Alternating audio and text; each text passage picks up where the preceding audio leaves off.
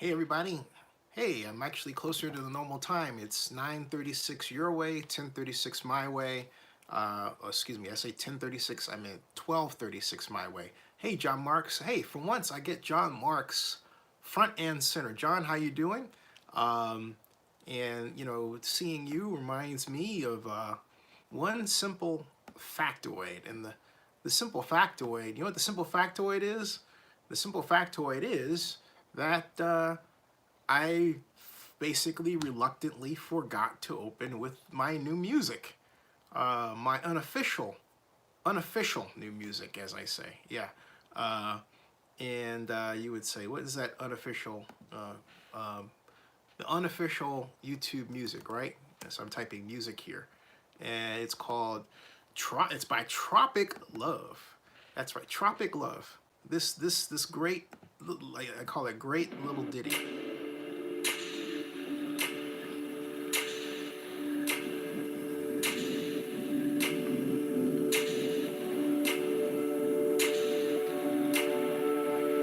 I need to cheer myself up a little bit with this music, and I'll explain why. Uh,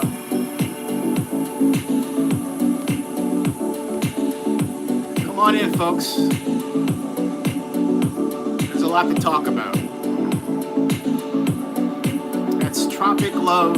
It's called Diviners featuring Contra Crete.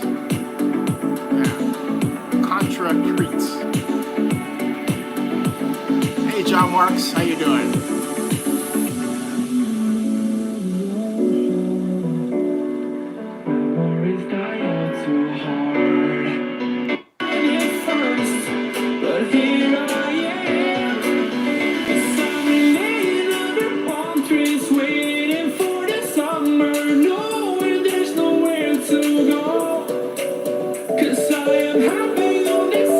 I'm okay, John Marks. I am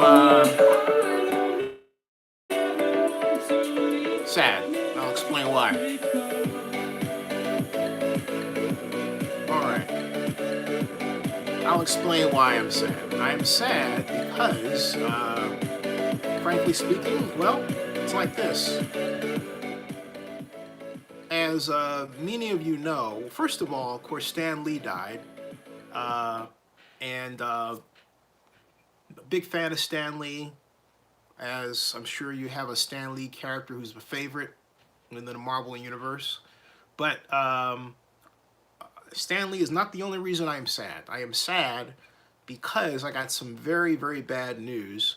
Well, it could have been worse, but it was bad enough. And Tracy Birdsall has been a friend of Zenny62. I met her at Comic Con, and Tracy, I was thinking of how to do this because I was going to make a live stream up dedicated solely to her, but I realized that, to be honest, uh, if I did that, I wouldn't get as many people coming in because of the way the stupid algorithm's designed. You know, if I mention Raiders or something else, it's like it spreads it out to the lot of you and people respond and you get it. But if it's a smaller number, you don't. And I don't think that's right, okay? I think it's awful. So I thought, well, you know what? Let's just go ahead and opt for the standard show where we talk about the Raiders and whatever news is, you know, proposed that's sports related for the most part, right? And bring Tracy along for the ride, if you will, this time, and then do something separate about her after this, you know, as a separate blog post. But the fact of the matter is that Tracy, I'm gonna show you a video of Tracy Birdsall.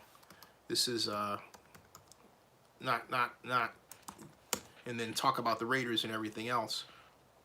But Tracy Birdsall lost her home in Malibu, okay? And I just got that email prior to starting this show, okay? And yeah, and here, this is Tracy Birdsall. See, this is when I met her at Comic Con, and she was, uh, and then she talked about Rogue Warrior Robot Fighter. That's her and the creator. And this is when I was searching for her at Comic Con, okay? And that's her friend Marilyn Ghiarati. So I have Tracy Birdsall well represented here in Zenny 62, and that's also her director, who star of Clerks.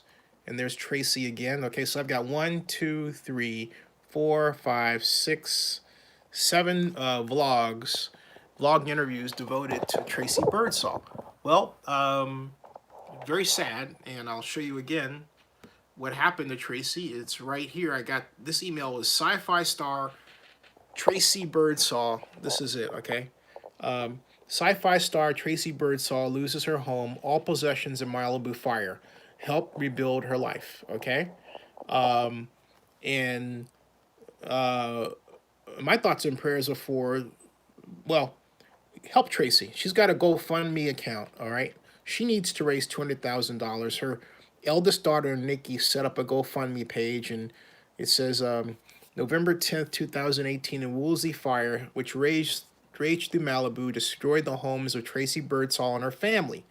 As her oldest daughter, aware of the devastation this has caused in her life, I decided to create a GoFundMe for her so people could contribute and support her. She lived in this home since 2006, raising my younger siblings. Being involved in the community was completely destroyed. Only a few succulents still stand in the front yard and a lone tangerine tree in the backyard. Perhaps most eerily is the standing garage door, their metal warped, and nothing else of the garage present. So the GoFundMe page is here. I really urge you, even if you just put a buck in, it's $1 she didn't have, okay? And that's Tracy. It says, the day I realized my house, and it's right here. Let's see what she says. Didn't lose any family members or any pets, but 15 years of memories. It's amazing what those fires can do. Anyway, stay safe, everyone. And this is what it is left. This is sad. I'm not going to play the whole thing, but I just want, because it's just too sad to watch. And, you know, because, you know, it really is sad. She needs $200,000. And I say this because, you know, we have a tendency to think that because a person is an actor or an actress has been in movies that they're rich, and or maybe, you know, they've got all the insurance will take care of everything, and we don't know the circumstances around which they're living, right? We have no idea, and tragedies like this are a sad reminder of how much the same we really all are. We're just human beings trying to make it in the world, and we need to help each other, okay? And so if you have a chance, just even if you can just take Tracy's GoFundMe page and just tweet it out or put it out on your social media, all right? That will really help her a great deal. There are a lot of people, you know, the deaths aside, which are, you know, obviously quite horrible, there are thousands of people, okay, thousands, hi Heidi, there are thousands of people that are being impacted by this. Hundreds of thousands of people who have to move. They're uplifted. Their lives are just turned upside down. Like, well, you know, kind of. I didn't intend to do that, but it is a reminder. That's what I was trying to explain. That was, I didn't even touch anything. That happened. All right. As Juan Ramirez just put, 300,000 people impacted. That, you know, and that number could be greater. That's enough. One is enough. All right. But it hurt. You know, you hear about people. Gerard Butler lost his home. Miley Cyrus, you know, in Malibu, and then my friend Heather Meeker had to move out of her home in Malibu. I mean, and you think Malibu, ooh, right? But then there are people who have possessions and homes, and now, you know, they've got to start over. And, you know, some people, again, I repeat this, you think, it's okay, they got insurance. Guess what? Some people don't exactly have the kind of insurance you think they should have. Some people take their homes through different circumstances. We're all the same. So we all have to help each other. Forget the isms and the politics and the divisions and just help people. In this case, Tracy's been a great friend, as you can see, to Zenny62, and so I'm taking some time. And Juan Ramirez reminds us that Paradise is wiped out, and this is crazy. You know, I mean, it's absolutely crazy. It's like, you know, the Raiders should be stepping in here instead of Mark Davis worrying about his own lease and everything. Doesn't that suck? I mean, here's, you know, he's got millions of dollars, gonna get millions more, and there are people right in the backyard of Oakland who need help, and the Raiders should be right out there, front and center, you know, pitching it just like the rest of us. Front and center. Okay, to you know, really do something. All right. But anyway, I'm gonna write type Tracy with a CY Birdsall. Okay. And Tracy Birdsall. And like I said, this is her GoFundMe page. Well, this is her announcement right here. And then I'll get to the Mark Davis thing. But this is by her daughter, Nikki Birdsall, okay? And I think John Marks, you remember when Tracy was on here, because I think you chimed in. I think you and actually Barry Lee chimed in, right? On this, okay? Am I right? Am I wrong, John? I seem to remember that, you know, you chimed in a couple of times because you're a horror movie fan, and we were kind enough to stop in and watch my interview with Tracy Birdsall when she was on live stream. So, you know, a number of you have had a hand in helping out, you know, here. So we gotta do something. Like I said, Twitter account, Facebook page, just even if you don't have any money to donate, just simply passing on the fact that she needs help is help in and of itself, okay? So let's help Tracy Birdsall. She's been a friend of Zenny62. And all right, now, it's tough. I mean, that happened. Wow, you had Stan Lee died, you know, and then of course to compound. Okay, look, Saturday, John Rogers, the president of Comic-Con, died, and a great person that I've had the pleasure of knowing, and who steered Comic-Con through its dramatic growth, and yet never lost his humanity, died of a brain of aggressive brain cancer, and that's unbelievable at a very young age. Okay, and John says he'll help Tracy out as much as he can, and then of course Stan Lee. How all this think of how all this fits together. Okay, you've got John Rogers, who passed away Saturday. All right, this is John Rogers right here. Okay, passed away Saturday, right? And then we had Stan Lee, a Comic-Con favorite who I've interviewed at Comic-Con, passed away today, right? And then another Comic-Con star, Tracy Birdsall, loses her home, and I found out about it now 15 minutes ago. Well, 20 minutes ago, 25 minutes ago. Unbelievable. Weirdly unbelievable, weirdly sad. Okay, now let's get to some stuff that'll clear our minds a little bit. Oakland Raiders owner Mark Davis made a number of comments, and I want to thank Mike Lowry for bringing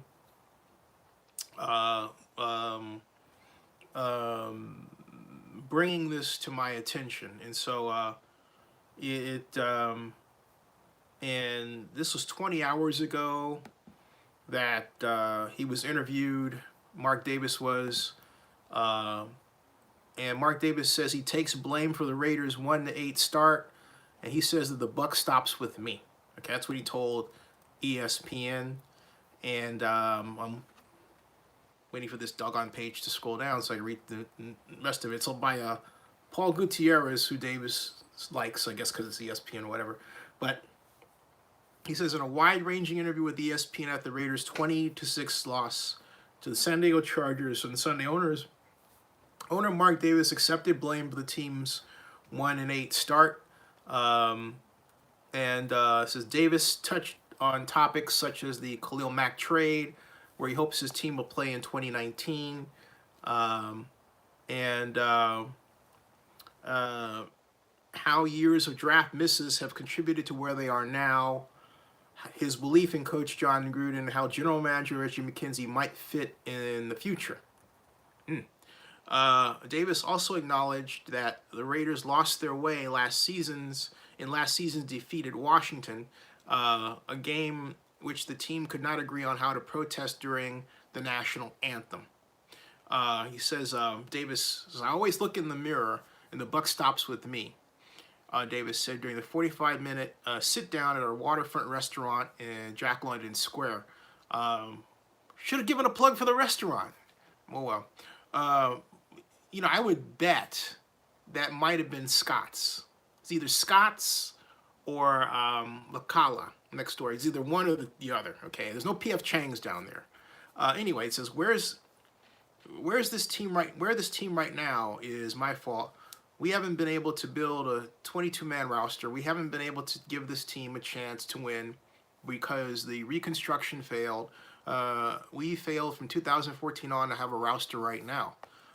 Davis was referring to his two-phase, 4-year reconstruction project, which began under McKenzie in 2012, months after the death of Al Davis, blah, blah, blah, blah. Okay. Then he says, Davis said Oakland reached out to Mac's agent, Joel Seagal, after the team signed Carr. Now he's talking about Mac, and he says, but they decided they didn't want to do it early, they would wait. And then he says, the last time that John Gruden and Khalil Mack talked was somewhere just after January, or after Davis was hired. And he says that's the last time that they talked. And Davis added that the Raiders again talked with his Seagal during the combine about an extension that would still make Mack the highest paid defensive player in the league. Mack's representatives countered with an offer that was not going to happen, not doable for us, Davis said. From that point on, Mack would not talk to anyone on our organization, not Reggie, not John, not anybody. John wanted him. Everybody thinks that John's the one who wanted to get rid of him. John wanted him badly. Why wouldn't you want this guy?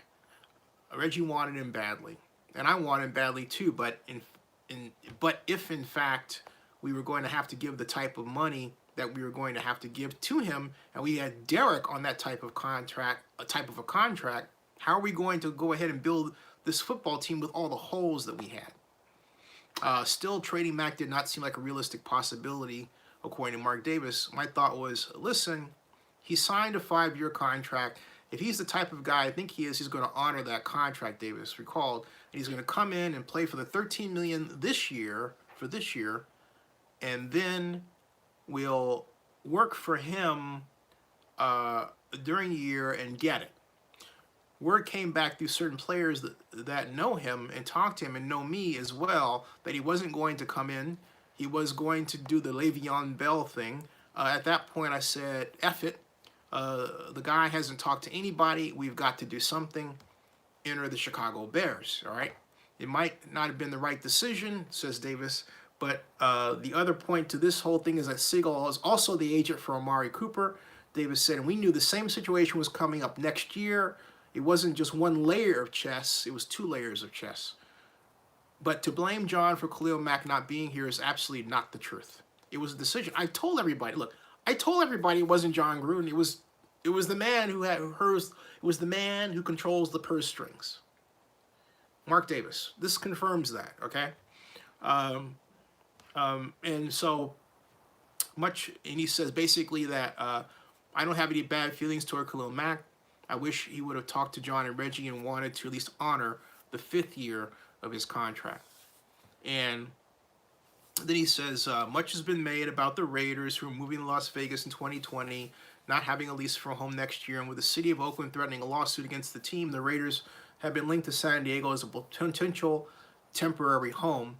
but Davis said he'd prefer to stay in Oakland for one last season. I personally want to play in Oakland, he said. I absolutely want to play in Oakland. We have a complete lease sitting with the city council that all they have to do is agree to it, and we're here next year. And then he says, and what about the potential lawsuit? Emotionally, I would say, why would I give them $3 million, $4 million, $5 million in rent? They're going to turn around and use it to sue me. That's not exactly true. I'll get to that in a second, okay? But at the same time, if they'll have us, I can't turn on the fans. I can't do it. And this terrible negotiating I'm doing right now, I'm going to get killed.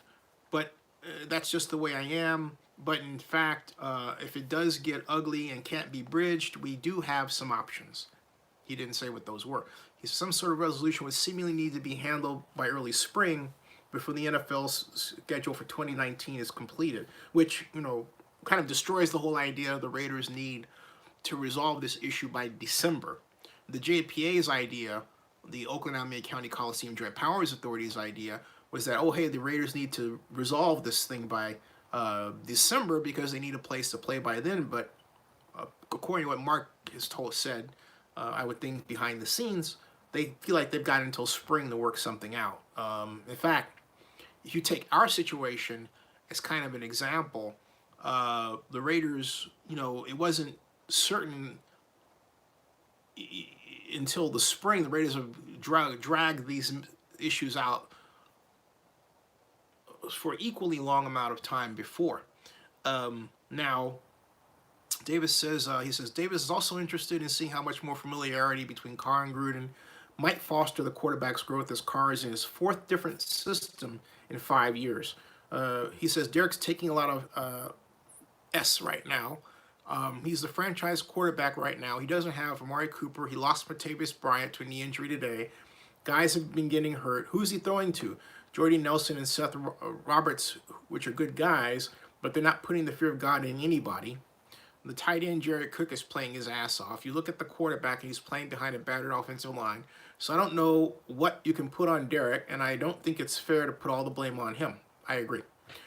Davis told ESPN after he received league approval to move to Las Vegas that he wanted to leave the Bay Area, actually Oakland, with a Super Bowl title before departing. Now, though the team is closer to an expansion outfit than a contender, Davis said his goal to win a title was made before another draft class yielded little, if anything, in terms of foundation components. You know what I don't like about this is the heck doesn't talk about the financial aspect of this with respect to Las Vegas. So I come away reading this and I don't know anything regarding the real issue. How much money are the Raiders spending in Las Vegas, okay? This is what I don't get here. And it's a key reason why Mark Davis will talk to this guy and not me, because I'll talk about Vegas. I'll ask questions about Vegas, right? But I don't get anything here. I get a lot of Oakland fans are irate. I feel so bad for the fans. Reggie wants to win. Everybody in this organization is built around winning, yada, yada, yada. It's all part of an evolution, but I think it's become clearer and clearer to John as well that the talent is just not here at this time. I disagree. The Raiders have the talent. It's the coaching and the style. It's so easy to blame players when your coaching skill is not where it should be with respect to league standards. Just being honest, folks. So he says, Reggie and I need to sit down and talk and figure out how we're going to go about the future, Davis said. We've got to look in the mirror and figure out what the hell we went wrong in trying to build this thing. Well, I am delighted to tell you, Mark. We have failed, says Mark. But at the same time, we wouldn't have been in the great position we're in without Reggie McKenzie being here. As McKenzie said recently, his job is to get players Gruden wants. And Davis said he never felt the roster simply needed a good scrubbing in the wake of Jack Del Rio's firing last December. I understood it was going to be a lot of work, but John has a 10-year contract, Davis said, who also praised the contract and salary cap work of Dan Ventrelli and Tom Delaney. I know how hard John Gruden works. I know how much he wants to win, and how much days like today are killing him. Having John Gruden here was the end game for me. John's going to be the stability here. John's going nowhere. That's just the way it is.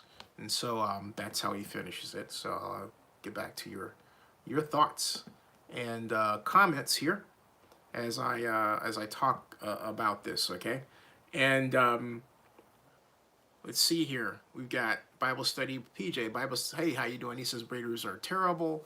He says he's lost hope. Heidi Kleindienst. Welcome again, Heidi. It's early in the morning in the UK. Says temporary home San Diego. What a mess. No, he doesn't want that. He says he has options. Okay. Moises Calderon says don't blame on John Gruden anymore. No, I do blame John Gruden from the aspect of coaching and calling plays that are outside the bounds of what his offensive line can handle. So I do blame John Gruden. Okay, so sorry, I do. And look, understand technical football beyond a person. We go through this all the time. It's, well, I like this person. I like that person. I really don't give a flying blip what your prejudices are. If you understand technical football, all that stuff goes out of the window. The Raiders simply call plays that are not appropriate for their talent. Or not so much their talent, okay, but the way they coach them. For example, if you're going to have a pass play that is the equivalent in terms of the time that the quarterback is asked to hold on the football for, at least have a series of drills that ask your offensive linemen to hold blocks for 6 to 10 seconds. Kind of like Al Davis used to do in the past. So they get used to it. Also, work on technique. Many times when the Raiders go back to throw, you know, the offensive linemen, they're high in their stance. They don't get down low and push up. They're not hitting you in the chest. So they get caught high and they pushed off their balance far too much, okay? And that's a technique issue. So there's some key sound technique issues that need to be worked on. Look at the way the New England Patriots, and so, well, don't tell me they just lost. Doesn't matter. Their offensive line blocking, pass blocking technique is excellent. Look at how the offensive linemen, when they're blocking, they keep their head on you. So if you go this way, they make sure that they're in front of you. Their fronting techniques are outstanding, and they make sure they hit you in the chest. They keep you in front and they box you. They keep you in front of them and they box you and they box you and they box you. And the Raiders need to focus on that. These are specific keys to producing wins. Okay. So my point. All right. So hey, my take. Thank you very much for the compliment. And John Marks predicts that Reggie will be fired by the end of the season. I don't know what that's going to do, but you know, he does seem to be telegraphing that, doesn't he, Mark Davis? John Mark says Levi has the tech to change the red seats to black. Bible study says I agree, Joel. And here's the thing, again, that conversation, okay, fine, but the bottom line issue I have with it is that it talked about one side of the football ledger, the player side. It didn't talk about the stadium side and the financing. Nothing like that. So my guess is, my hypothesis is that Davis says I can't talk about Las Vegas on the record at all. You can ask me a question off the record, but I can only tell you certain things. Or he probably said I can't talk about it at all. That's the only way this conversation happens, okay? Because that's the only way. So from my perspective, the conversation is just okay. All right. Heidi says, don't you think the Davis Jr. and Sr. enjoy chaos? Some people love chaos. Could be. My take says fastest way to the TD is a straight line. Stop with the jet sweeps. I think they're afraid to run Carr in the red zone. And, you know, I'm glad you said that, my take, because and this gets back to coaching. John Gruden had said at one point, in fact, I need to find that, something about Gruden, I'm typing Gruden, quarterback, 250 yards per game. I thought he had something like that. And in terms of his expectations, it's kind of hard to find that content. 250 yards. I think 250 yards per game. Isolate that. Okay, that's the Cardinals.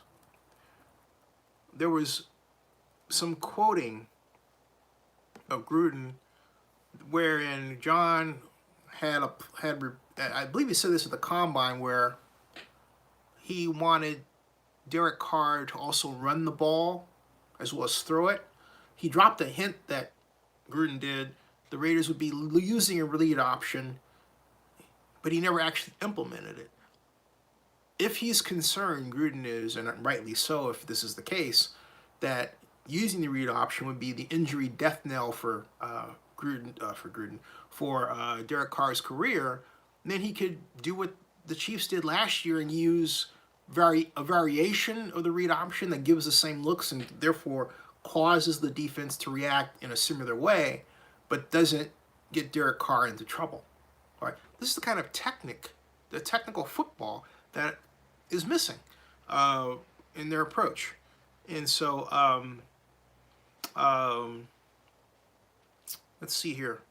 Bible study says, I hope that Reggie doesn't do what Elway did and stick with John until the end of the season next year. But you know what? The ultimate decision is Mark Davis, and Mark apparently has made it clear that John Gruden is in place for the long haul. It's his. You don't pay someone $100 million, and then from what I'm reading about what Davis said, you don't pay someone $100 million and then a year later say sayonara. I said that last night. I mean, it has to be something really, really bad to happen for Davis to do that to Gruden. So the Bay Boy 29 says, Del Rio won 25 games over his 3-year span, averaging a little over 8 wins per year. What's so awful about him? It wasn't so much that Del Rio was awful, but that after the 2016 campaign, 2017 came with higher expectations. And it became quite clear mid-season none of those expectations were going to be met, and it was even more painfully obvious that was going to be the case toward the end of the season. And it was at that point that Mark Davis began to talk about, well, dropping hints that, hey, you know what, this is going to be it. And then it became more clear that he had been talking to John Gruden about coming to the Raiders. And there was this desire to get back the Chucky feeling, the feeling that the last great symbol of successful Raider coaching the team has had. I mean, you have to go back that far, okay? Because after Gruden, we haven't had anyone that really rang the bell to make some stuff happen. Let's just face it. I mean, Hugh Jackson, he went 8-8 his 1 year. We had Dennis Allen, who had several ineffectual years. Wow, I mean, there just isn't. Lane Kiffin, that was a complete disaster. Without, and that's an understatement, right? That was a disaster. His campaigns. So there isn't anything to write home about. Just there isn't anything to write home about. So I think the idea was, hey, Gruden is out there. He's a personality. He commands attention. He's got that Leo grit about him. And, I'll say, having done the whole thing again, I would have done the same thing again if I were able to turn back the clock. The only difference, though, is I would not have insulted T. Martin the way Mark Davis did. Because I think T. Martin's an outstanding coach at USC. They're having their challenges, mostly for defense. But I would have handled the whole Rooney Rule situation differently. Instead, Davis thumbed his nose at it, which in some quarters makes him look really racist, okay? Institutionally racist. That, you know, still sticks in my craw because uh, I and I just haven't. I have to just candidly say this. I have not seen Mark Davis talk to anybody African American that he didn't have some control over. And what I mean by that is someone who wasn't a former Raider player like Napoleon Kaufman, uh, you know, somebody, all right, who just uh, is well moneyed, not a former Raider player, in business, not a politician. You know what I'm saying? I mean, or okay, maybe a politician, but even then, I remember being in a group with Alameda County Supervisor Scott Haggerty, Larry Reed, Nate Miley, and a few other people. And of the group, Davis was most chummy with Scott Haggerty, who's white. Uh, it's like, oh yeah, come on down to Palm Springs. Oh yeah, let's do this. Oh yeah, let's do that. I want to be wrong about Mark, okay? But he was also a friend of Don Sterling, okay? So my feeling is that Davis is most comfortable with people who are not um, uh, uh, people who are African American, who are male and well moneyed and have their own opinions and have never played for the Raiders or anything like that. Okay, so I mean, look at Jerry Jones. You know, Jerry Jones has I think he had the prince with the Sultan of Brunei, not the Sultan of Brunei. No. But he had another prince, Middle Eastern prince, as one of his friends. Used to be on the sidelines of the games, and you know, Jerry has a number of friendships that you wouldn't think he would have, and he's very comfortable talking to you as a person and everything else. I like Jerry. I've always liked Jerry. Okay, I remember in 2007, I had an idea for the Dallas Cowboys sim world based on my Oakland baseball sim world, and I had already written a proposal, but it went to one Cowboys intern and didn't get beyond her, and he said, "Get that proposal to me," you know, and I like that, you know, I like that, and of course nothing happened, but whatever. But the whole point is, you know, he wanted to see it, okay, and he engaged me as a person in business, and he gave me that respect, and he was serious about it, okay, whereas I don't think Davis was serious about it. In retrospect, after he asked me to come up with a plan, it was more like he said, do it, give it to Kiss over there. I did it, but then he never gave me a sit down. I found out today that he also didn't give Ronnie Lott much of a sit down either. How about that? Okay, so the real Noriega, how you doing? He says, where will the Raiders play in 2019? I still say it's going to be the Coliseum, but we'll see. Heidi says, Jerry Jones was friends with a member of the Saudi royal family through the oil business, but then you could say he's sexist for that one. Well, I don't know. I mean, it's like, well, actually, you know what?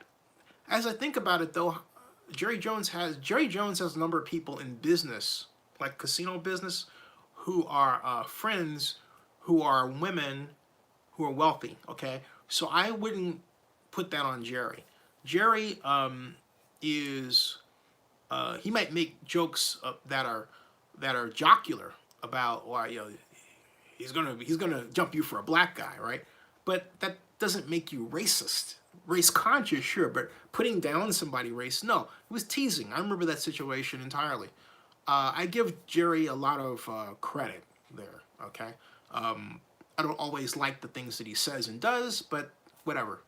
A lot of people don't like all the things I say and do either. Big deal. Okay, moving along. Jay Boogie says, one of the most powerful people in the Cowboys organization is a black man, Will McClay. Thank you. Thank you, Jay Boogie, for pointing that out. And you know what? I don't know who Will McClay is, so I'm going to Google him, all right? And I'm thinking, who's Will McClay? Will McClay is Assistant Director of Player Personnel for the Dallas Cowboys.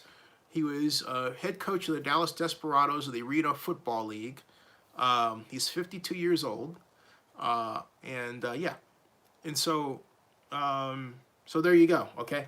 But again, I point out something, and I'm glad you mentioned that. But again, that's somebody that, for all practical purposes, is under Jerry's control. All right. I'm talking about equals.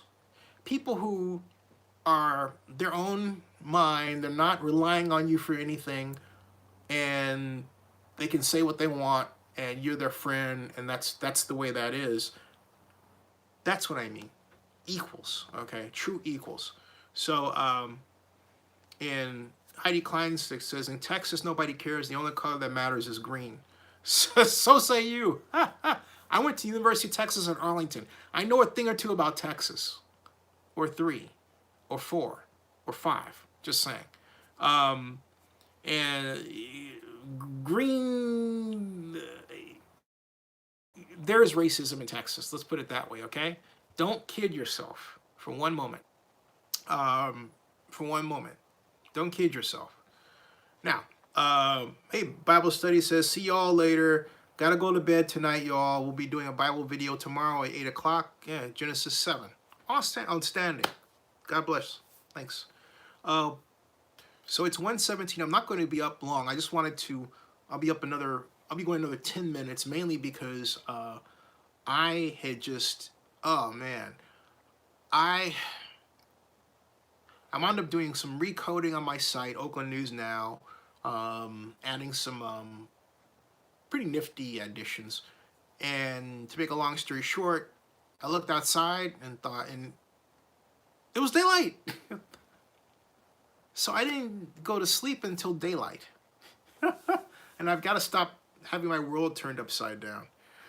Dean Nez says, let's bring back Tom Flores as a head coach for the Raiders. Okay. So what questions do you guys have in these closing moments? I mean, what do you have to ask or get off your chest or comment or what have you? Dean Nets just chimed in with his Tom Flores request. And, Joseph Bisman says, my Giants got a nice victory tonight. Congratulations. He says, felt good, amazing when you can block for your quarterback, things that can happen. And you have a good game plan, too. John Marks says, let's help Tracy Birdsong. Thank you. And Jacob P. How you doing? Jacob says, what are some new events occurring at the Vegas Stadium?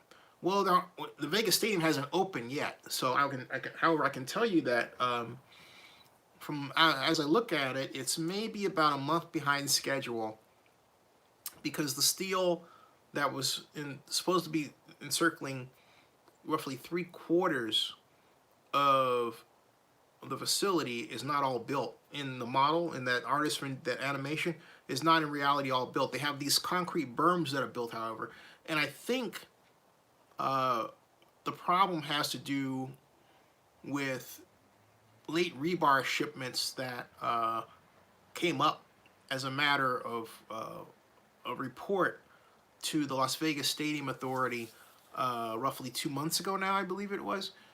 So it's starting to be obvious. So they are obviously behind. I would say by at least a month, right through here. Now again, they have these two concrete structures they've already built that were not part of the original timetable. Okay, so it's kind of like they're almost compensating in a sense. And I need to do more research as to how they've changed the schedule. But there has been an obvious shift. If you take a look at what's actually happening at the site versus what the animation shows you regarding where they should be right at this point in time. Okay, and so my take says, why now the Sheldon guy in Vegas didn't work? Oh, because, well, Mark Davis, according to Sean Adelson on the 26th of February, in fact, I'll read it to you, okay? Sheldon Adelson, Mark Davis. I'll read it to you, okay? And says,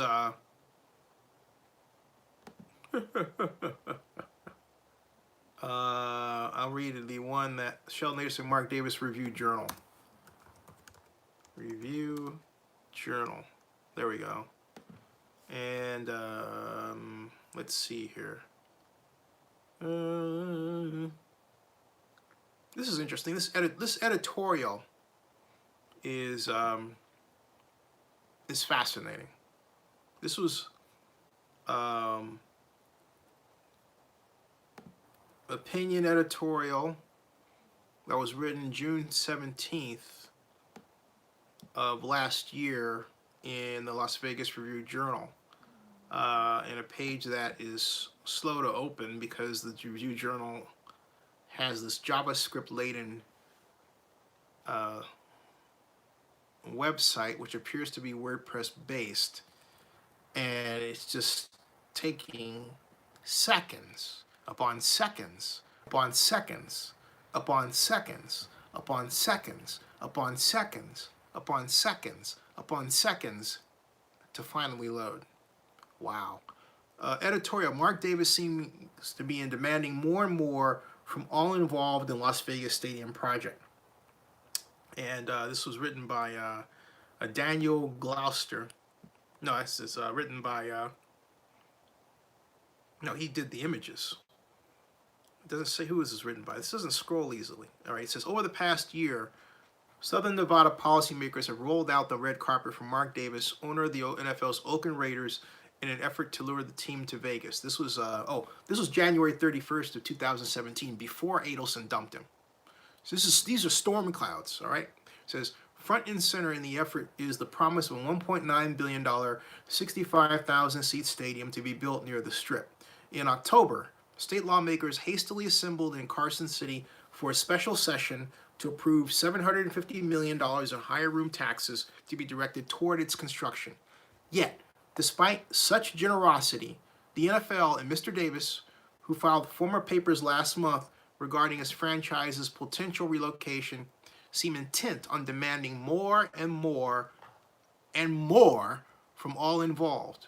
On Monday, Sheldon Adelson, whose family owns the Review Journal, rescinded his offer to invest in the stadium project with $650 million of his own money. Mr. Adelson said his family will no longer be involved in any aspect of the proposal, and noted that while this is not the result of my family was hoping for, I am very appreciative of the countless people who have made this a top priority for Southern Nevada.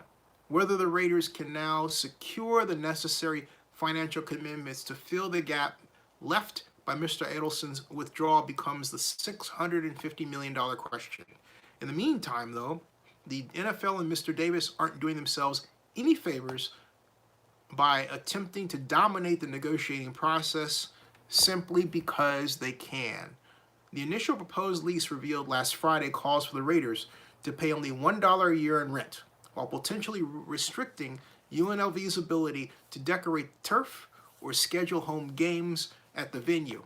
It could also give the Raiders control over use of the stadium for concerts and other special events, and allow them to profit from events unrelated to the team. Here's a quote. "I'm shocked," said Clark County Commissioner Chris Giuliani of the $1 rent. "How arrogant is that?" State Senator Kevin Atkinson, a Las Vegas Democrat, expressed concern over provisions related to the University of Nevada, Las Vegas.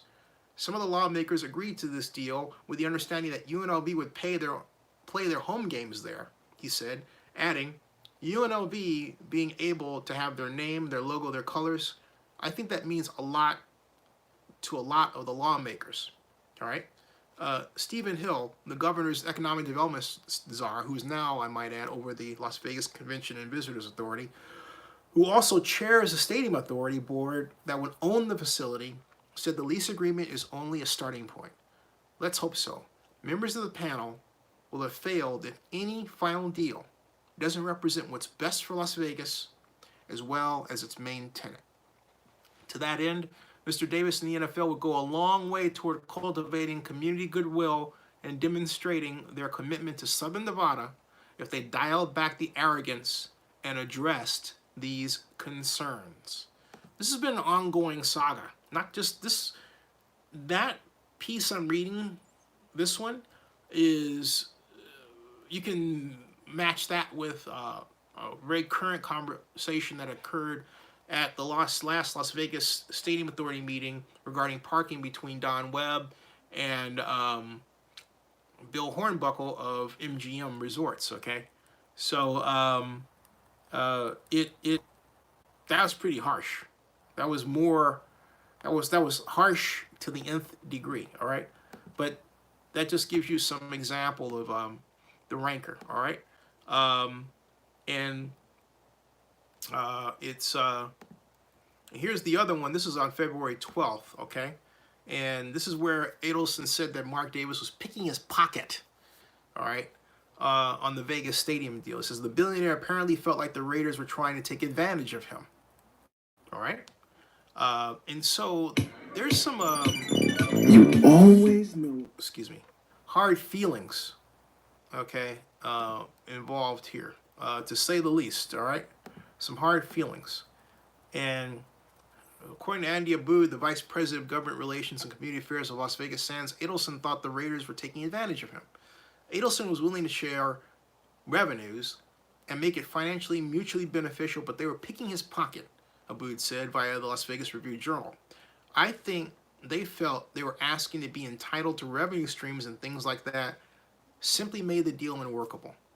It was never about the financial return for the Adelsons, but the Adelson family wasn't going to have their pocket picked by the Raiders or by the NFL or anybody. Aboud continued, we just kept hearing conflicting stories about how we could do it, and the NFL's owners felt about it. We felt it was conceivable they were using that as a tool for manipulation. I don't know. And so it says, as CBS reported, without Adelson, the Raiders also lost out on the chance to finance the $650 million deal through Goldman Sachs, because, of course, Goldman Sachs has as one of their clients Mr. Adelson, right? So, that went away.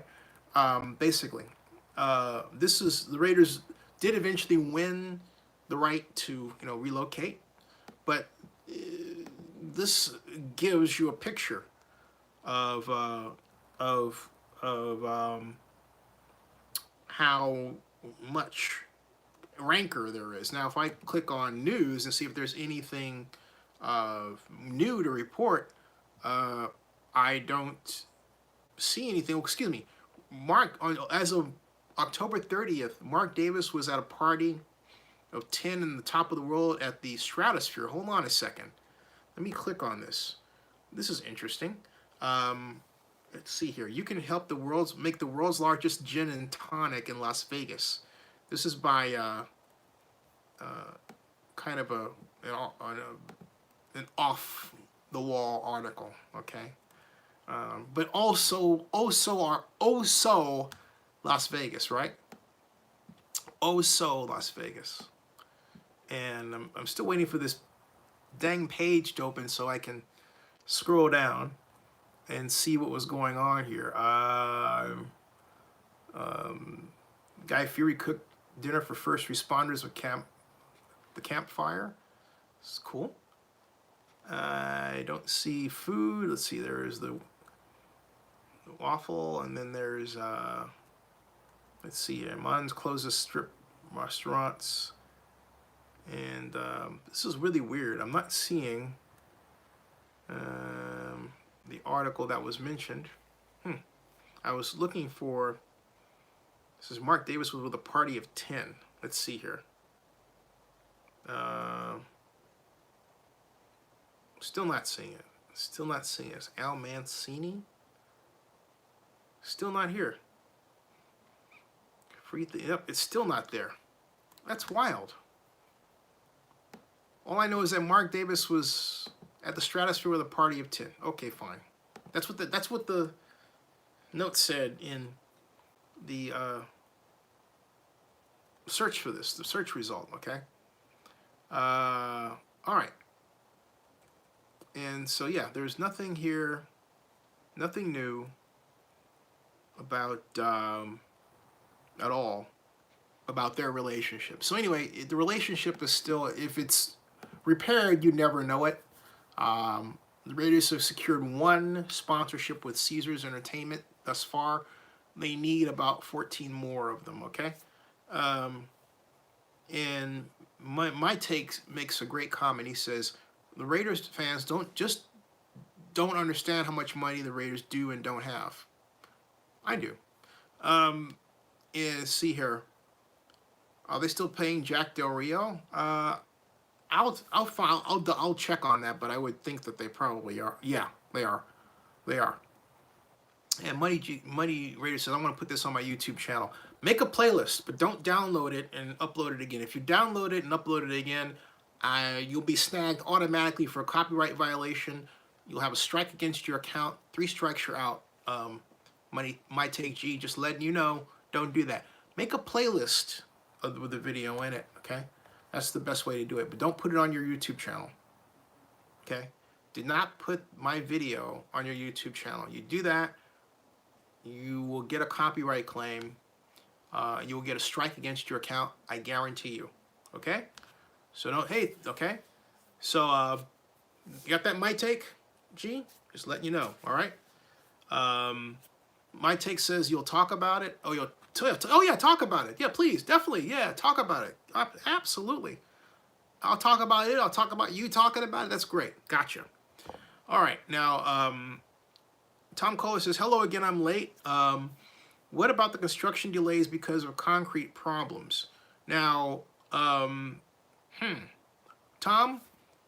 I know about the rebar delay issue. I don't know about the concrete problems. You want to fill me in on that? Because I don't know, I'd love to know more. Always gathering information. I know that Don Webb said that the rebar was late, and maybe he said something that was at the review, that the last meeting, because I got the last meeting entirely on video, but I was also multitasking and didn't hear the entire thing, so maybe I missed something there. I did hear him say, Don Webb, that there was a problem in the rebar scheduling. So if there's something that, yeah, obviously there's something I missed, let me know what's going on. And you're saying concrete problem, construction delays. I'm taking construction delays, copying them, and I'm going into Las Vegas. Let's see here. Las Vegas Stadium, construction delays, and it says all I get 6 hours is Raiders Las Vegas Stadium construction taking shape. Raiders Las Vegas Stadium construction taking shape. And so it says appears to be on track with its schedule, which it's not. How the hell these people know? So it appears to be on track. But how do you know? So anyway, what say you, Tom? Tom says nothing. Okay? Unless you have an email. Here's my email, Tom. Something you want to inform me about. Bam! There's my email, okay? Got it. See that? That's the email. Now, I don't see anything. It says no surprises yet. But here's the deal. All these people want to put this rosy picture on and even covering up the truth. Okay? It's ahead of schedule. And then we get no updates. So you say, Tom says, no, it's not. I will show it. Thank you. Tom, are you going to send an email? I said, are you sending an email? Because the only thing that I've been able to determine that why it's off schedule is by comparing what's actually there to the 4D construction animation. But, what's actually there also includes 1, 2, 3, 4 concrete berms that have been erected. So I'm curious to know what you mean when you talk about concrete problems. So, and how that impacts it. So, all right. It is 1:36, folks. It is now, let's see here. We are 58. We are, bango. We just hit 1 hour. Because an hour is 60 minutes, right? Yes, we are 60 minutes and 5 seconds in 10 seconds into the show. Yeah. But I am fading. And so Dainez says, you're gonna call your nephew, and you have your nephew come on the show. On the record, love to hear his voice, talk about it, see his face, put him on video, right? But I am going to sign off because this puppy, moi, and I said it just like that, this puppy, moi, is tired. Okay? I am exhausted. My take says, I'm with you in Georgia, so I understand. I'm glad I was able to see your show. My take, hey man, God bless you for being here, and I'm glad you're able to catch your show beyond tomorrow night.